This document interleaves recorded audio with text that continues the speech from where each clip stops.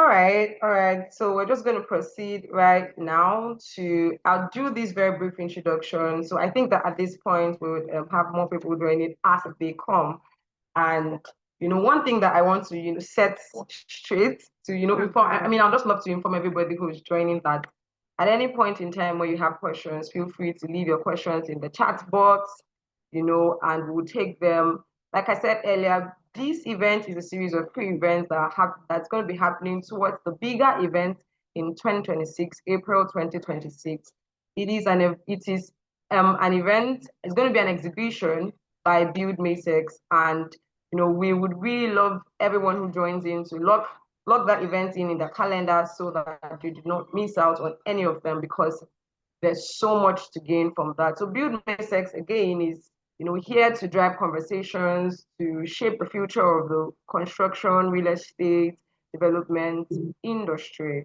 So it's a pleasure to have some of our panelists already joining, which is Kikelomo. Oh God. Please pardon me, pardon my pronunciation. Ma, please, do you mind, giving me an actual pronunciation so that I am not,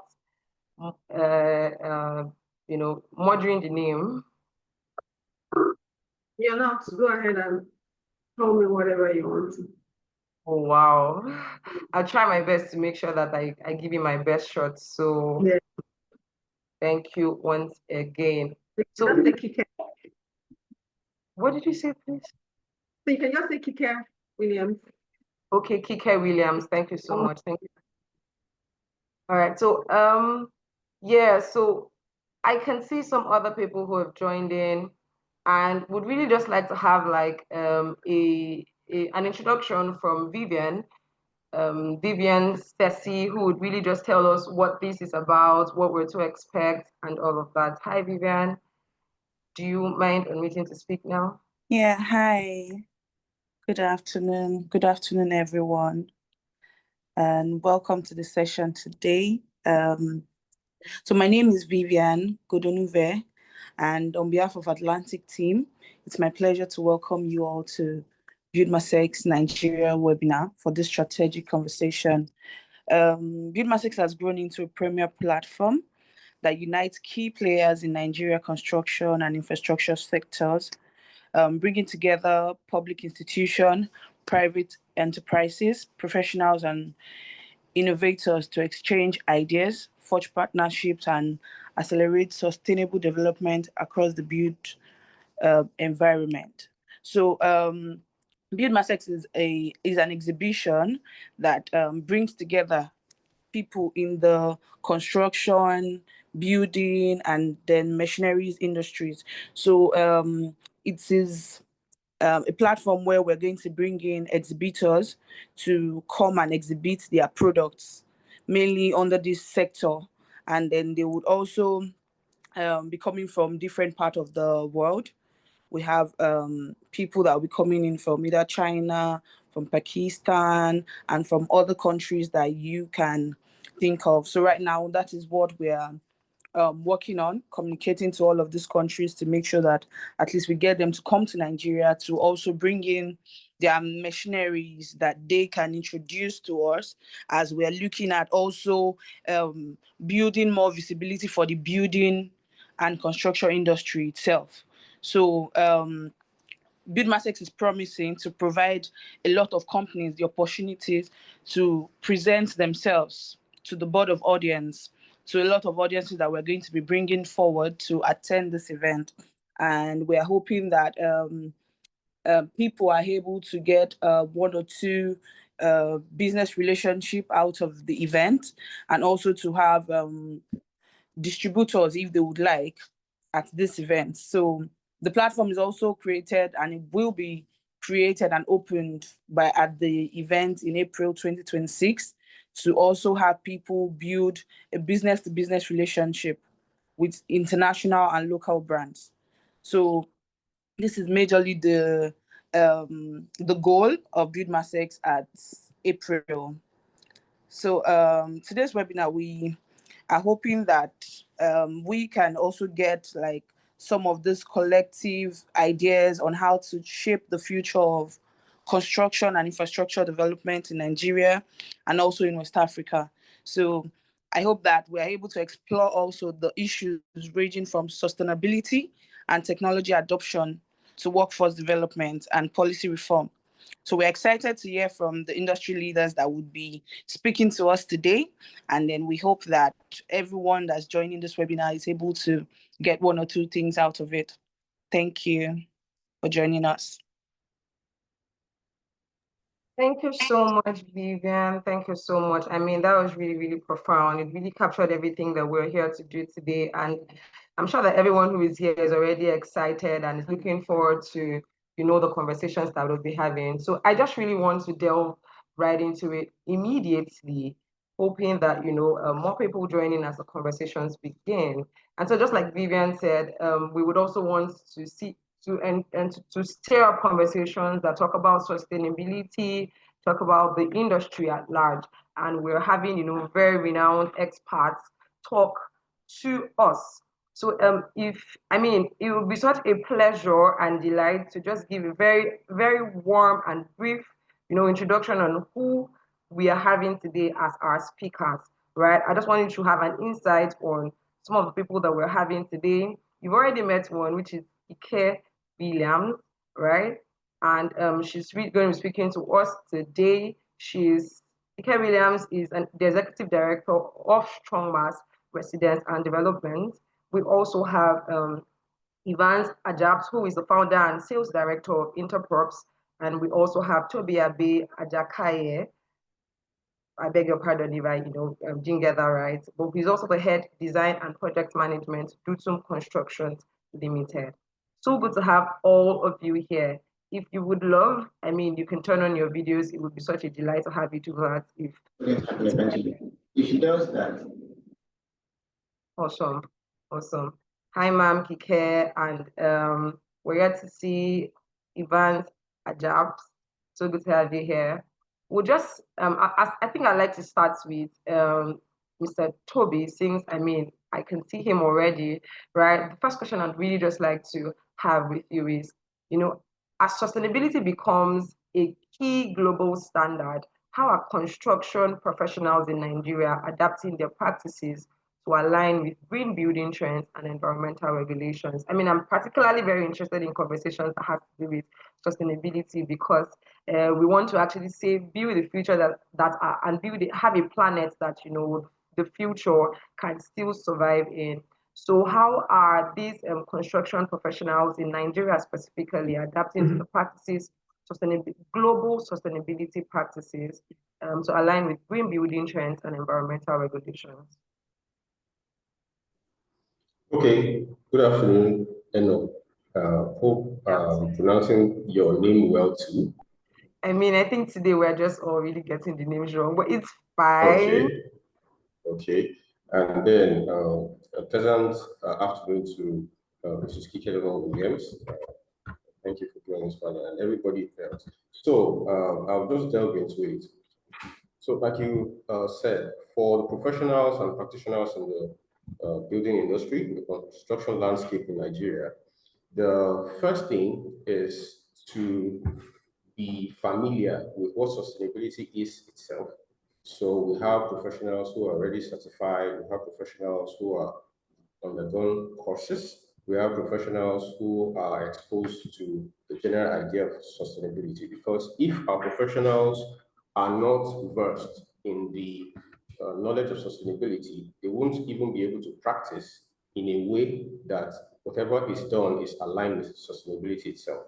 So that's the first step. And we have their research, there are several bodies like LEED, like BIAM, for some like EDGE certifications that some of our professionals have engaged in, and some of them are already certified. So that is one. Then now, after certification, we know there's also the exposure. The exposure has been gained already.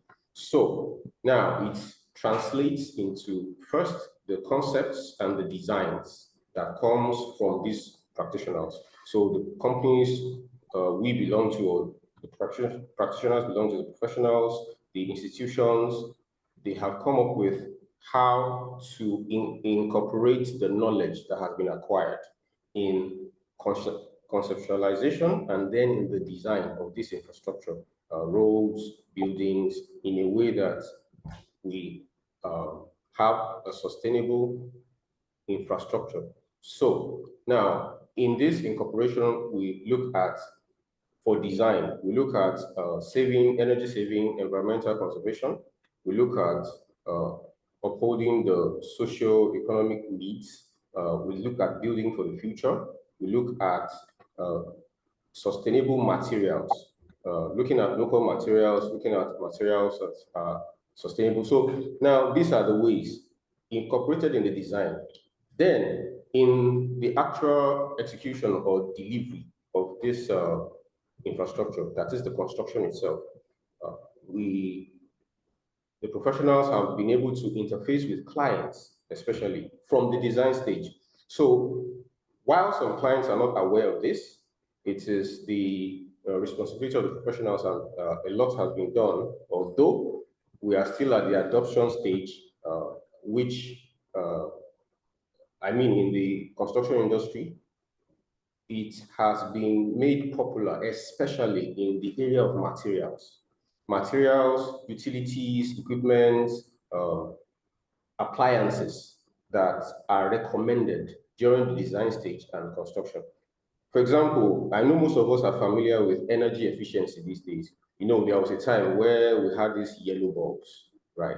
But now most people, in fact, it's like a household lingo now to talk about energy efficient bulbs, right? So that's one of the ways. And we remember that this trend started like about a decade ago or more, that we started switching to these bulbs. Then again, so many people will be familiar with alternative energies like solar panels, for example. Now, this might have been because of the cost effectiveness on the long run, or as an alternative source of energy based on our energy sector in Nigeria. That may have been what drives it, but then we see that the professionals have adopted this in not just the design phase, but also the construction phase of infrastructure. Then, as an interface between the design and the construction, we see now that specifications, because of this knowledge that's been applied in the design and is being implemented in the construction, we also see that when it comes to specifications, like quality requirements in the bill of quantities, specifications are more specific these days. So you may likely to come about the descriptions such as energy efficient or energy saving appliances like bulbs, like ACs, inverter ACs, things like that. We may see that common now in our bills of quantities and specifications. So these are some of the ways that I'm sure that professionals have been able to, one, align, two, incorporate in the designs, then three, implement. So thank you very much. Thank you so much. Thank you so much. I mean, like you said, it's really become the lingua, right, of the day-to-day man in their homes. People are, opting for more sustainable practices, more sustainable options, to bring about energy. So it just would lead me to the next question that I'll be asking Kike, and that's like, in your view, what are the major forces or trends driving change in Nigeria's construction and infrastructure landscape today? Thank you so much. Thank you. And I commend the last speaker. Thank you. That was very enlightening, taking us to the age of yellow bulb. Well, thank you so much. The thing is that in terms, I'm just going to give a little bit of backdrop on construction when it comes to construction in Nigeria as a country, before I tell you the forces that are driving the changes that we have right now. So now let's look at the construction company itself in Nigeria. It's based on research. It contributes about 4% into our GDP, which means that it has almost 9.56 trillion naira in Q1 2024, which means that that sector is very huge.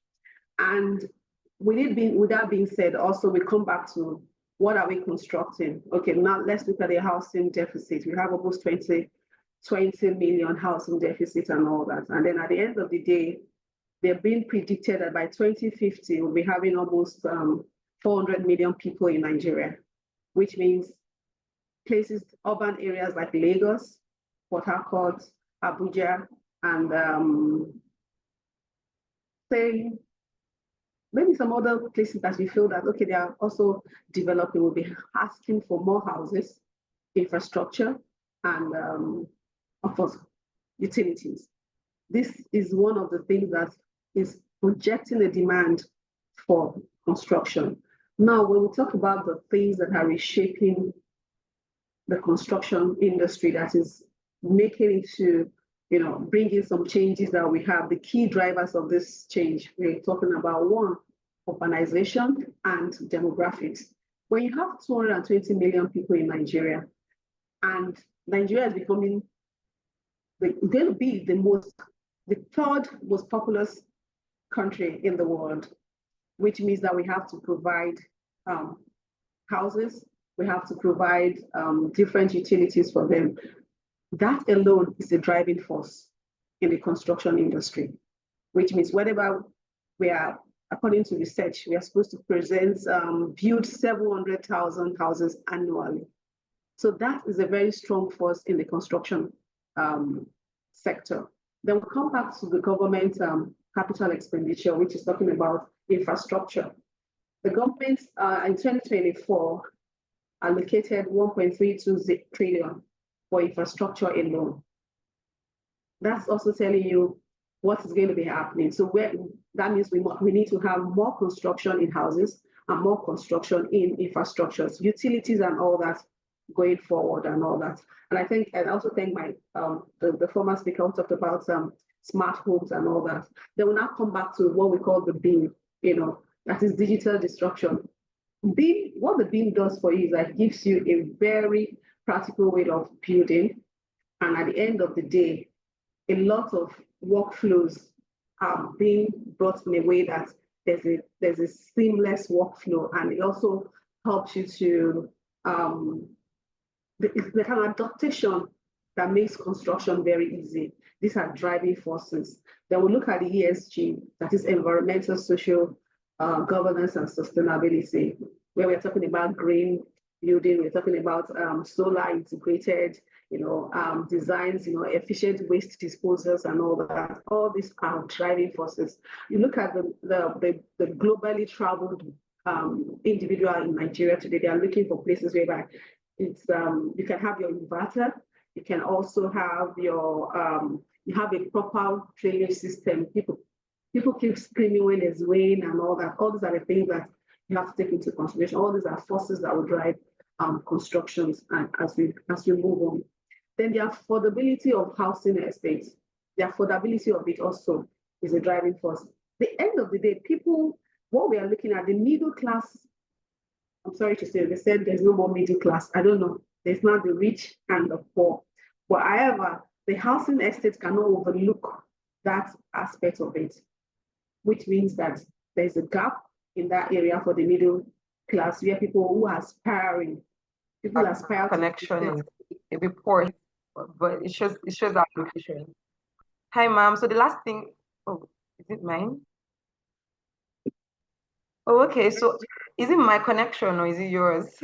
I thought it was. Yeah, so awesome. So actually, I mean, you can continue. I thought it was your connection, but that's fine. Where did you lose me?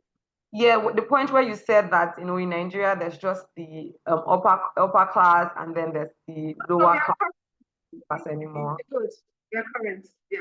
So we no longer with Cartel, but as a developer, that's not a face that you want to take off your dashboard, whether it is in existence or not. But there's people that are aspirational, who are in that middle class, that wants apartment, that wants to live in certain areas and in certain type of building, which means you have to take them into consideration. And then because of the number of houses that we have to build yearly, that they're saying that we have to provide 7,000 housing units annually. That's where the high rise comes into existence because of lack of enough land. Take, for instance, Lagos.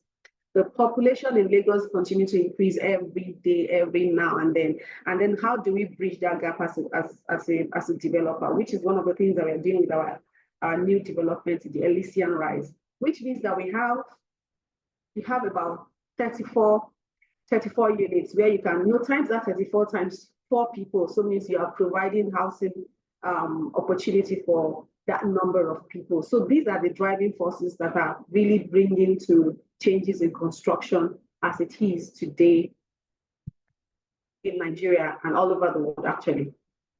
Thank you so much. I think one thing that's really recurrent is that sustainability practices is, sustainability in itself, it's really something that is a driving force to, the practices that are going on, ESG, like you mentioned, and the likes. So I just want to really, first off, we have our other panelists join. He joined us while Mrs. Kike was speaking. He's Evans Adabs.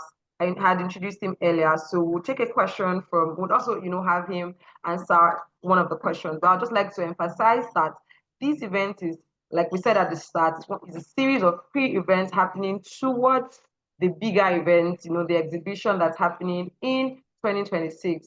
And it's happening from the 22nd of April to the 24th of April. The theme is the revolution of modern technology on structural design. So if you're not yet registered for the event, you want to register now because you can already see the conversations that are happening now. So you want to imagine the conversations that will happen then, and every other thing that will come, the connections that you would build with people in the same industry and sector like you. So you want to register already. Good to have you, Mr. Evans. You can turn on your camera if you would love to. Let's see you. Yeah, so we've been really discussing around sustainability, forces and trends in this industry and in this sector. So, with you now, I just want to ask this question, right? So, what does the future hold? What does the future hold? With everything we've said, what does the future hold for indigenous companies in Nigeria's building and construction sector, especially in terms of competitiveness and growth opportunities? What's the future like?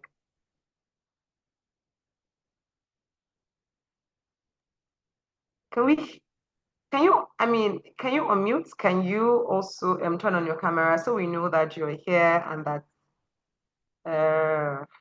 let's see. Okay, so I think that, oh, awesome. Yeah, so would you want me to take the question again? Hi, Mr. Ivan. So if you're speaking, your microphone is muted, so you want to unmute that. Awesome. Yeah, you just did that. Can you hear me? And yes, we can hear you now. Okay. You want us to take the question again? Yes, please. I didn't get a question.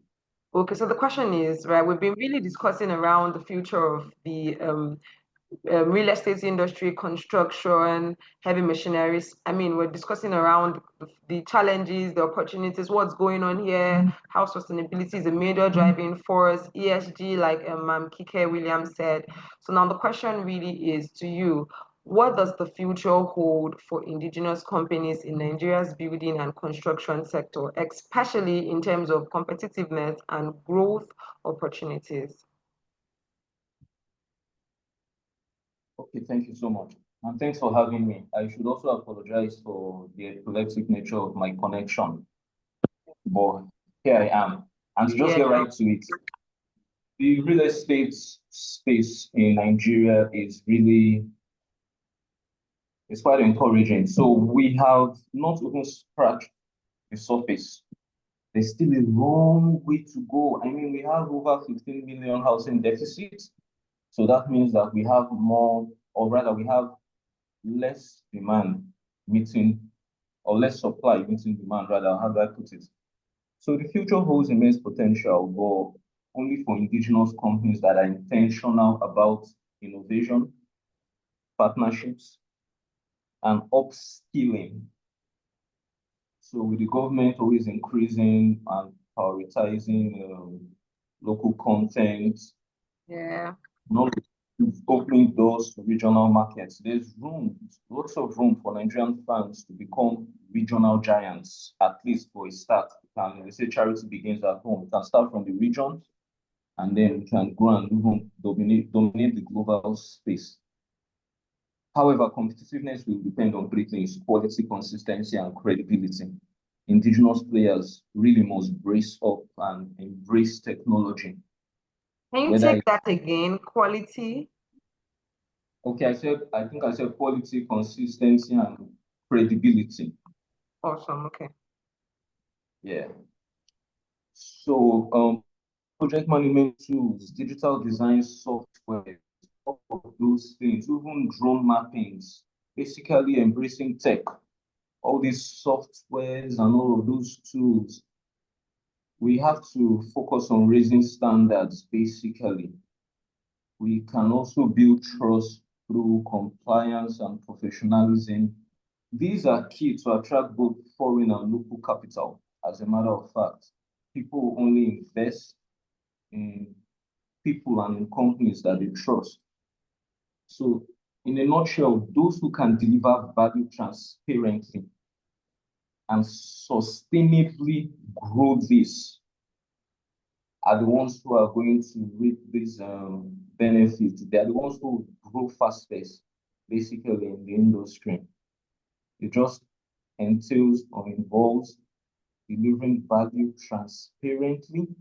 Because one of the areas where real estate struggles in Nigeria is transparency. Sometimes we tell you when it comes to off-plan development, for example, very typical example, we may tell you we'll deliver next year, and in 5 years we're still on it, and everybody is dragging us to court. All right. So once we can deliver value transparently and sustain it, any company, any person, any individual in this industry in our country who can do this, I think will make it in the game. Thank you so much. Thank you so much. I mean, I like that you really highlighted very key points at each time you were responding to something, you were highlighting points. You said something around quality, you said consistency, you said credibility. I mean, if I didn't get that right, I'd like you to just clear me on that. So yeah, this is what we struggle. You're on track. That's basically it. Awesome. Thank you so much. Growth. Yeah, Thank you. and the conversation around technology, digital innovation, I think it's really also it's creeping into every industry, and the construction industry is not, it's not absent, it's not missing in this conversation, and so people would really have to people would really have to, talk about upskilling, like you said.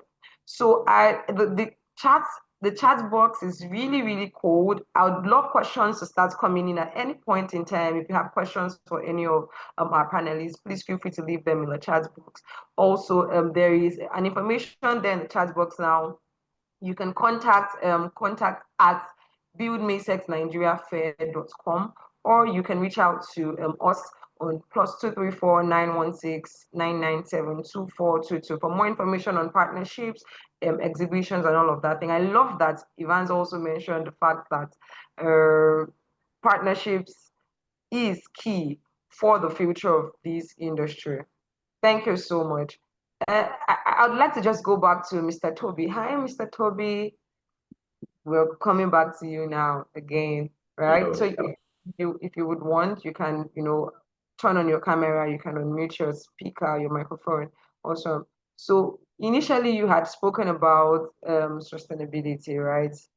And it sets the tone for everything we discussed up top, because we're really looking at around innovations, trends, challenges, and the opportunities for this industry. So what successful models of collaboration between government and private developers have you seen in Nigeria? Are there any of such models? And if there are, I mean, you might want to just highlight them for everyone on the attending this webinar right now, for all attendees.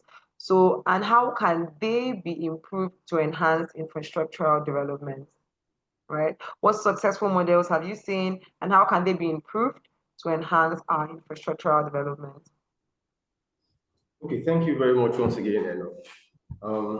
Now, when I look at this, I know there are models, and I know there are partnerships, but like you said, I believe, and I'm sure most people will agree with me, that there's a huge room for improvement.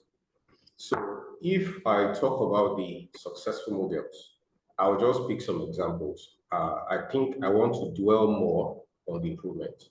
So the first one I will talk about is collaboration, that is partnership between the government and the private sector. I will talk about the Executive Order 007, infrastructure development in 2019. Now, that brought about some road infrastructure development. Now, I'll be talking about road for now, right? Because we know for our units, for our building, we need access as well. Then one thing about road infrastructure is it facilitates logistics to movement. Goods and services have to move, and when it moves, the general development is enhanced. So having said that, and the reason why this came about is because of the incentive. I'll talk more about that in the room for improvement. So because this was facilitated, we see like Apapa Oshodi Expressway as an example of a beneficiary of such an initiative. That is one. And I will also talk about, and that's basically socio-economic when it comes to sustainability benchmarks, when we're talking about the sustainability aspect of infrastructure in development. Now, I want to also mention the Expo Atlantic City, which is another example. And the major opportunity or advantage, I would say, that has given to the coastal areas around that side is we know some years back, we know how, especially people who are in Lagos are familiar with Lagos, because I don't want to assume that we're all in Lagos anyway. So we know how VI used to be flooded, especially areas like Madubelo Way and all that. And then because Eco Atlantic City came to being and the shore was protected, the shoreline was protected, we see that serving as protection for all the facilities that are inland, right, in that area. And then because that happened, we see how the environment was more protected against flooding, and we also see how it impacts the livelihood of people, residential and commercial, right? So people can go to work easier now, there's less flooding and that. But having said that, like I said, I like to dwell more on the improvements because like Mrs. Kikeloma Williams has mentioned, we see the huge gap between the demand and the supply in housing, right? And if that is, we're talking about now, and by the projections, like in 25 years time, 2050, our population will be somewhat around 400 million. So if we are having such a huge deficit right now, like she said in her talk, imagine how much deficit we'll have in the future. So then, improvement. And looking at it, yes, there are things that the practitioners and the developers, the builders, professionals can do. Right, maybe I should start with that. So the first thing is I will talk about such a platform as this that you have provided, because BUILDMACEX has provided a platform for sensitizing everyone, as much as we care to listen, let me put it that way, in the reason why this is important, right? So we're not only talking about now, but we're talking about the future as well, right? So I see the need for more collaboration, like Mr. Evans said as well. So we need to collaborate more, both in the private sector, then between the private and the government.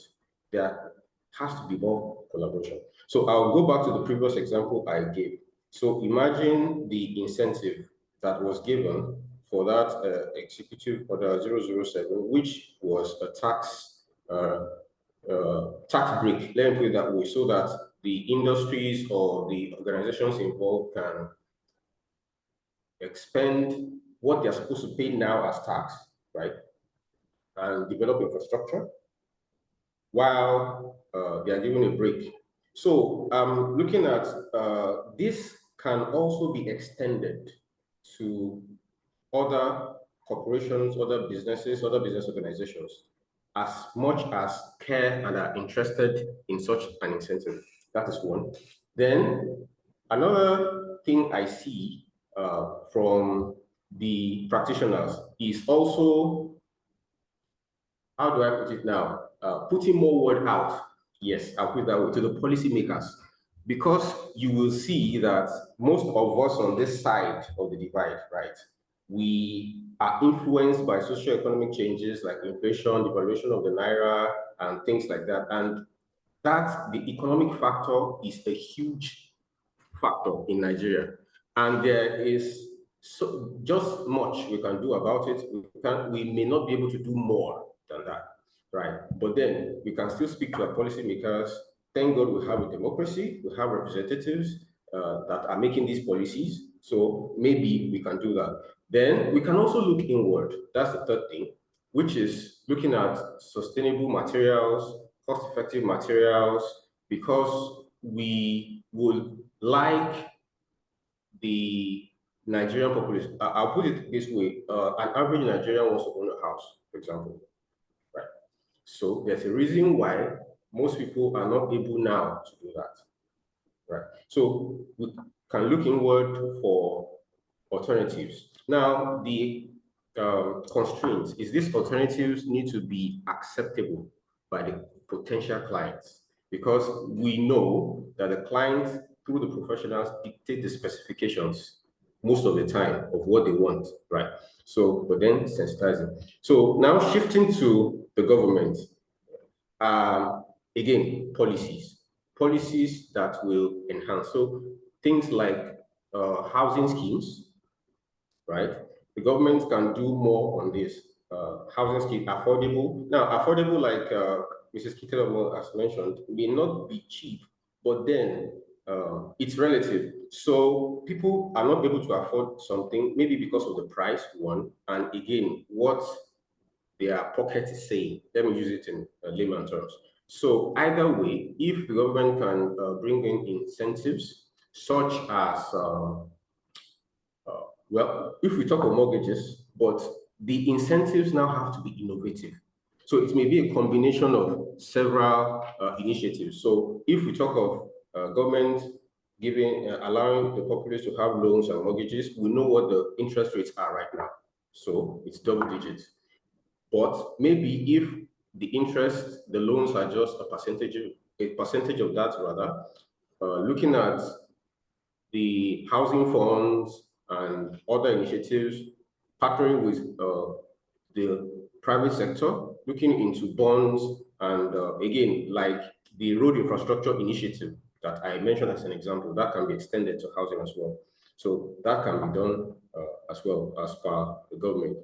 But I will say that it seems like the major influencers in this case may be from the government side. Yes, in fact, in Nigeria, the industry, the construction industry have been doing a great job because there are so many odds that we are working against. And in spite of all that, we are still where we are right now. We are breathing and we are kicking. So those are the improvements I believe that we can bring about. And then my colleague, Mr. Evans, has mentioned the role of technology as well.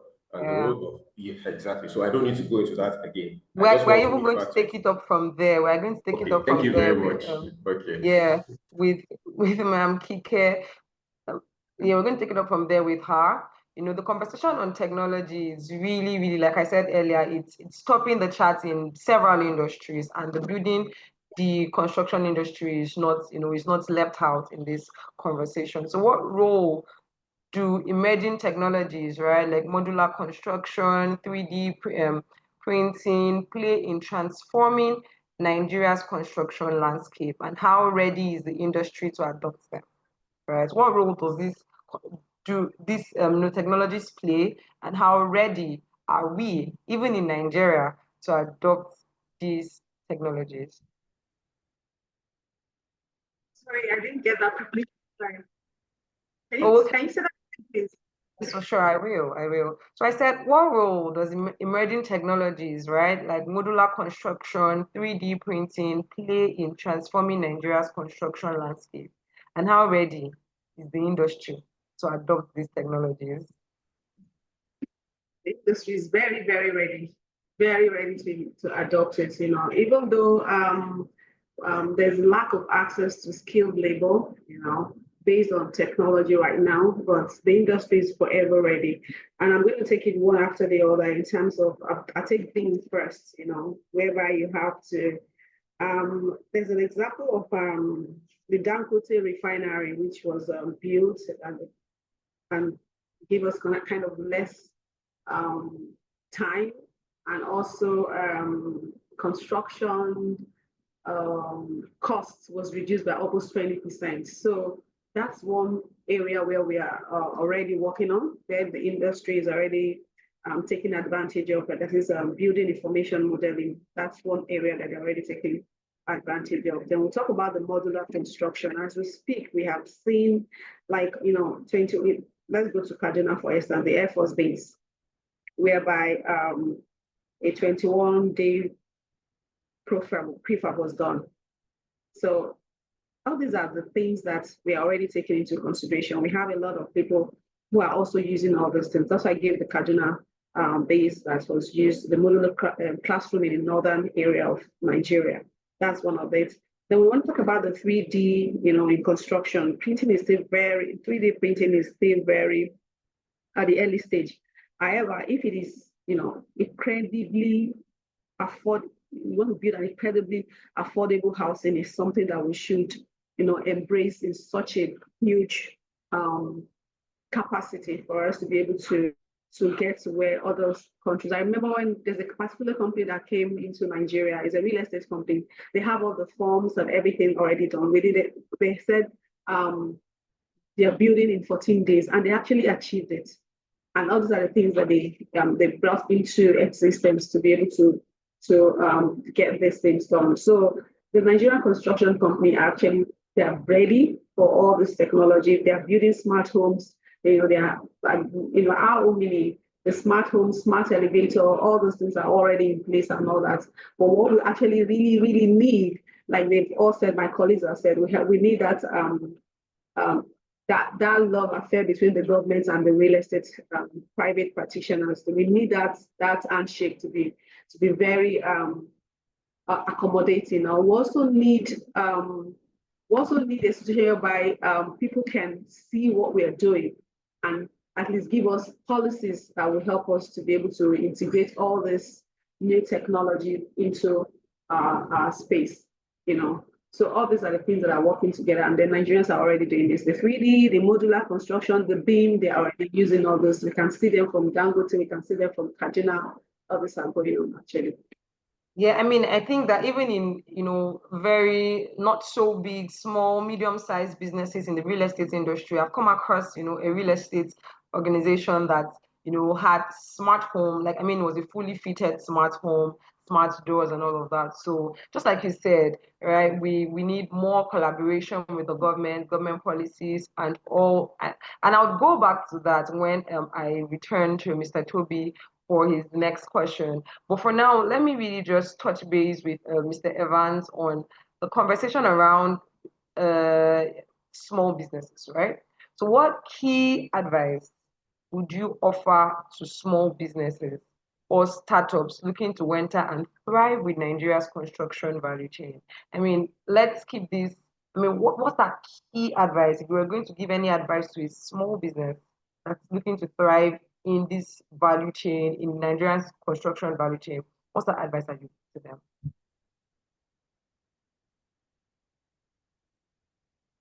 Hi, Mr. Evans. Can you go or something? All right, I'm here. Thank you. So to answer your question, I'll just go right to it, and I'll keep this answer very brief intentionally. Thank you. Just like in a point kind of format. Yeah. The advice is this: start lean, start small, but think big. And don't try to do everything. You see, the construction value chain is vast, from material supply to project design. There's building, there's finishes, there's even facility management, there's tech. There's lots of these in the same industry of construction. Find a niche where you can win. And then in that space first, own that space first. When you can dominate that niche, then you can think about spreading your tentacles. Secondly, and also most importantly, I might say, relationships matter. Build partnerships with established players. Also focus on service delivery and always maintain strong documentation. That's very important so that you can record your processes and replicate them. Many deals will fall apart, not for lack of effort, but lack of. That's actually a fact. And lastly, stay compliant when it comes to taxes. These are parts most people don't talk about. But when it comes to taxes, when it comes to certifications, when it comes to safety, the biggest players and government clients don't touch businesses that cut corners. So that's just the truth. If you want that major breakthrough, if you want the big deals, it's important to be on the books. And as for collaboration and partnerships, there's something I want to just drop on us. It's very important to collaborate even with your vendors. What this means is the person who supplies your materials, maybe cast iron, maybe it's even plywood. Collaborating with them is also very important. In any way possible, there are lots of partnerships that can spring up from them. If they can, let them even invest in your project. All these collaborations help grow from that point where you're starting small. You start to build a clientele, you start to build a pool of vendors. So that's my advice. Start lean, start small, but think big. Thank you Own so a much. niche.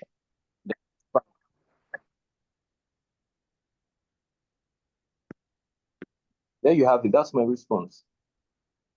Thank you so much. Start small, think big, own a niche, figure out your niche, stay in that niche, build there, collaborate with vendors, grow with regulatory practices and everything that you mentioned. Thank you so much. They're very spot on. We're beginning to wrap this up, and I love that, you already even took us into the last question that we're going to ask you, and that is if you could change one thing about the current state of constitution in Nigeria, what could it be? You have already given us, from the, from the players' point of view, from people in the industry itself to the regulatory part, you told us to, adopt digital innovation and digital practices as much as sustainability practices and regulatory practices. Thank you very much for that. I just like to reiterate at this point that this event is actually a build up to, the BUILDMACEX event happening on the 22nd to 24th of April, 2026. If you can hear me, just leave a reaction. I'd love to see, because everybody's our cameras are all turned off. So just leave a reaction so I know that you can hear me.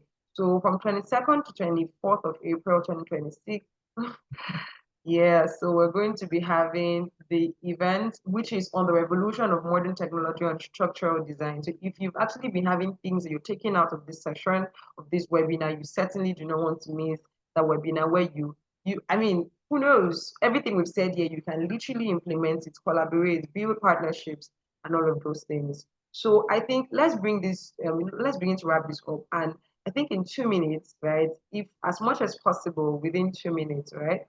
I just like our panelists to answer this question, and I'll give the question already so that once the floor is open to each of the panelists, they will just delve right into it. So for Ma'am Kike, I want to ask, right, given the recent economic pressures and regulatory changes, how are Nigerian construction firms evolving their strategies and operations to stay resilient?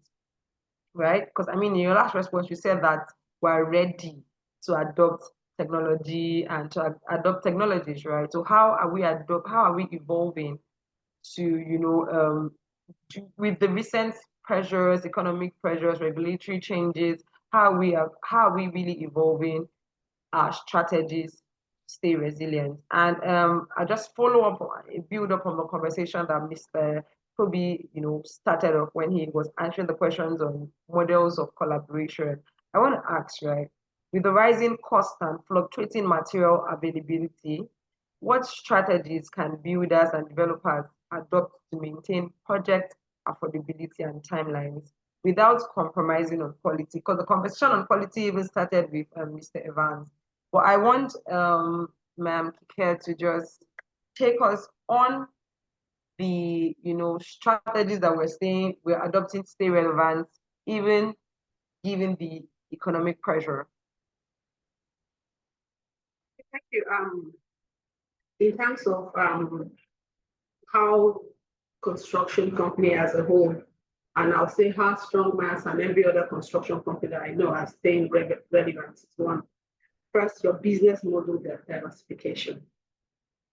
Business model diversification in the sense that you have to leverage on all those things that we mentioned, the beam, every other of these things. When you bring them together, it will give you, you'll be able to track your timeline, and digitally you'll be able to manage smart upgrade in terms of what you're building.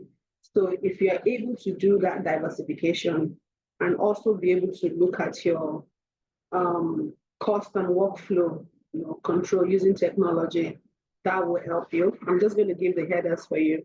Your cost and workflow control will give you, using technology, will give you an edge. Your business model diversification will give you an edge. And of course, your creative financing model. The banks today, what they are giving as loan is quite high. So looking for every other place that you can get your financial backing to be able to carry on your construction is also going to give you, is something that you can use as an edge in this time and age, especially when the banks are not ready to give and you need to build. And also you can also look at the proactive compliance. I think it's Mr. Tuyos is talking about compliance, even when you're starting, compliance is very key. So when you have this in place, you do not have to start paying what you're not supposed to pay, or people at your construction site is being locked down. Do you understand? The construction site is being locked down. But if you are very meticulous in terms of, sorry, I didn't even know my camera was off. If you are very meticulous in terms of compliance, that will also help you to navigate this season as a construction company. I think those four are the most critical for me to look at in terms for you to be able to navigate your what this season is already talking about. Thank you. Thank you for all of that. Thank you for the points that you mentioned. And I just want Mr. Toby to, chime into the conversation right now. And this is also in line with the rising costs and fluctuating material availability. How do we stay, how developers, how the construction companies actually provide quality and not, compromise on standard, really, even with all of this? Okay, thank you very much again. So I will build on what Mr. Evans and Mrs. Kikelomo has said already. So one, I remember Mr. Evans talking about value and transparency. It is very important. So one, we need to make sure the upstream and the downstream of our sector understand one, then see that we are doing the due diligence. Yes, so we create the value and we let them know that this is the value. Because there's one thing with the clients is the funds will always flow where they place their value. I'll put it at that. Now, so there are two dimensions. Since we're talking about rising costs, one is being able to afford it or having the inflow into the, I would say, market. And the other one is trying to control costs. We may not be able to reduce costs. I don't want to say reduce, but control, because we know based on, yes, inflation, I'm trying to be realistic, right? So inflation and everything, but we may be able to reduce some things, looking inward, looking at local materials, then collaboration. Mr. Evans mentioned something, we need to collaborate with everybody on the value chain, suppliers, manufacturers, even financiers, like Mrs. Kikelomo also said. We can't just depend on the banks alone. For example, a lot of other sectors, I would say, let's say automobile, you see they get financing, right? Some of them are limited liability companies, some of them are publicly listed, so they source for funds elsewhere. We may need to start looking into this as well, but I'll put it under the umbrella of collaboration. So let's look at everything we need and let's collaborate with every key player on that chain. That's it. That's one. Then knowledge. So Mrs. Kikeloma talked about the industry and the skill level. Yes. So now I'm in construction, right? Dutum Company Limited. So we are looking into this. One of the things we do is skill up both the knowledge-based workers and the people, the artisans and all that. So now the more they are skilled, the more they are knowledgeable, the less waste, for example, we'll have, the more insights they'll be able to bring into what they do day to day. Then talking about technology, yes, that's another thing, because it helps us to save time. It helps us to especially handle the mundane tasks. Most of us know that, yes, those mundane tasks, they are efficient. Yes, so you are more efficient. We deploy things, platforms like Office 365 and all that to control documentation, share information, and that. Mrs. Kekeloma has mentioned BIM, so I won't go too much into that. Then I will also build on something Mr. Evans said. I wanted to coin it in another term, but he mentioned something, being lean. So we look at all our processes from the beginning to the end. There are value-adding activities. There are non-value-adding activities but are necessary. Then there may be some activities that are not really value-adding and not necessary. So what we need to do is eliminate the non-value-adding and unnecessary ones. The ones that are non-value-adding but necessary, we need to see how because most of them come from clients and maybe investors, we need to look at how we can educate them and reduce them so we can channel most of our resources on the value-adding activities or value-adding initiatives. So I will just put it at this. And thank you very much once again, everyone. Thank you so much. Thank you so much. I mean, I've been monitoring the chat and it's really not as engaging as I would have loved it to be, right? So at this point, feel free. I'm looking out for questions. I'm looking out to see your questions, take your questions, because we brought powerhouses here. We brought key players, and that's what BUILDMACEX is really, about. BUILDMACEX is bridging that gap between everyone in the industry. You should be able to connect. You should be able to, interact, and you should be able to gain relationships, like Mr. Evans had said earlier. Everyone in the value chain, we build and nurture those relationships. So I'm looking forward to having your questions. But while at that, I just want to also remind you again that if you have not yet locked in your calendar, right, the date for the BUILDMACEX event, the exhibition in April 2026, you are wrong, and you want to do that now. You want to do that now. So let questions come in, and we are open. The floor is open to take questions. While we wait to see, more questions, 1, 2, 3 questions before we call it a day, I want to ask this final question to Mr. Evans, and that is, if you could change one thing. I know you had said things that, pointed to this question earlier in your last response, but if you could change one thing about the current state of construction in Nigeria, what would it be? Just one thing, not so many things, just one thing. If I could, I'll change the culture of short-term thinking. Interesting. And why? Yes. What do you say? Yeah, no. So I mean, I was really interested in hearing what you were going to say after. Okay. Just to expand on this point I made, the truth is that in Nigeria, we are a sharp kind of people. We just love things instant, done now. So too many projects actually prioritize cost over quality, speed over sustainability. So we need to shift from how fast we can finish to how long it can last. So if developers and contractors all focus on lifestyle value, long-term durability, maintenance, and environmental impact, we would save money, lives, very important. We've heard of people dying in collapsed building here. And ultimately, we'll save the country's image in the long run. We'll say the reputation of our dear industry as well. It's time to reframe success in construction, not as completing a project, but as delivering enduring infrastructure that outlives the politics, the budget circles, and even us. So there you have it. If I could change one thing, Take it would that be that again. short-term thinking. You want to take that again, building enduring. I mean, I want to take that again. Let's see if I remember it. Okay, so what I said was,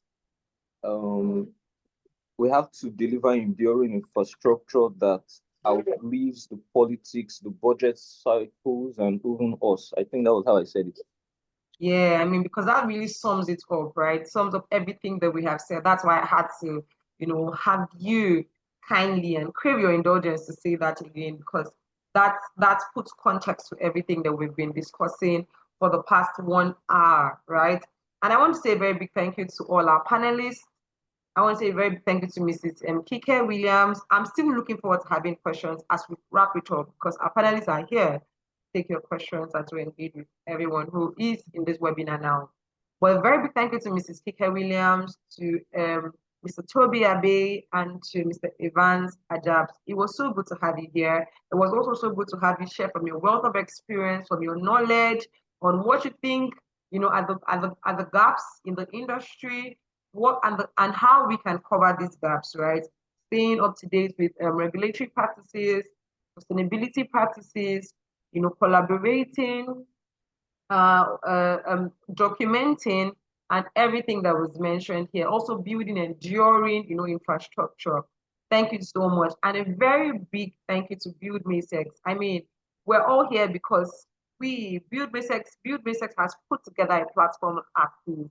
And one of the panelists had mentioned that this is actually one of the ways in which we can, begin to grow the industry for the future, for the jobs of the future, for the innovations of the future, bringing in people together, bringing in key players together from across, from across heavy machinery, real estate, construction, development, and just having conversations and also fostering connections, relationships, and everything that we need to thrive. Thank you so much to BuildMaceX. And if you haven't, registered for the event coming up on April 22nd to April 24th, you want to lock it in your calendar now. I want to give a minute to crave your indulgence. Please. I didn't get that, please. Logged in. Sorry? Already logged in. Oh, awesome. Please, I mean, we're already following our leaders. Please, let's follow them till the end. Yeah, somebody has said something in the comments, and Olumide King says, I have really gained in depth from this session. I will be looking forward for more. And this is the big thank you to, I'm saying this and I'm also, commending our panelists, BuildMaceX also for this platform. And so Olumide, you certainly do not want to miss out on the event happening next year. And, the theme, like I said earlier, is the revolution of modern technology on structural design. So that's why we're having all of this, because we want to actually have our design. I really want to just, pick up from Mr. Evans' catchphrase. I like to call it the catchphrase. Well, is it really? I mean, he says, build enduring infrastructure. And he gave the scenario of, buildings that collapse, and that's bad on our reputation. That's bad on even the industry. So we want to do better. So yes, the registration link is in the chat box, and you want to sign up now, you can also sign up to be an exhibitor at the event. You can exhibit your business. You can also collaborate. You can also partner for this event. And the email address to do that is also in the chat box, but I would read that once again. If you want to gain more information, you can, call or text, send a message to +234 916 997 2422. I'll take that again in case you missed it. +234 916 997 2422.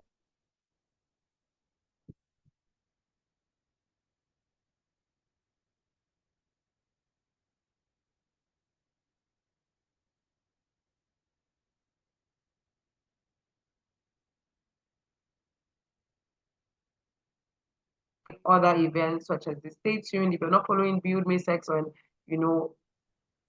I think my internet connection got disrupted a bit. But yeah, I was saying that if you're not following BUILDMACEX on social media, you want to also follow them on social media. You want to just stay tuned to be the first to know everything that's going on.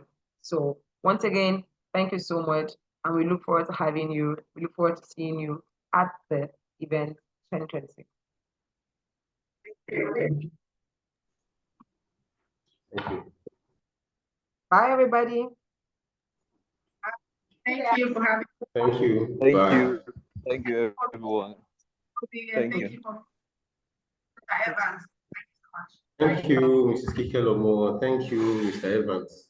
It's been an honor having you Thank you, on this everybody. panel. And good afternoon, Ms. Williams. We haven't seen for years. Good to see you here. Afternoon, ma'am. Connections are already going on. Next time we'll see Mr. Evans.